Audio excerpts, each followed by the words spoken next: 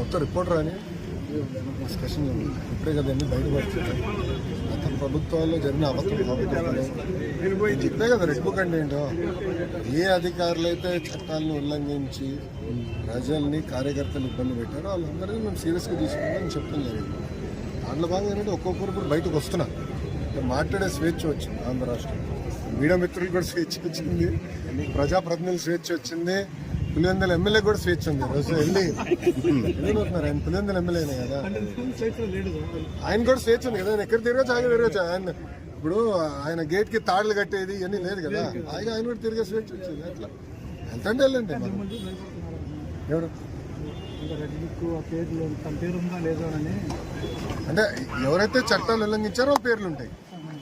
So చట్టాలను వాళ్ళు ఉల్లంఘించాలని భావిస్తే వాళ్ళ పేరు ఉన్నట్టు. Simple, simple. వాళ్ళు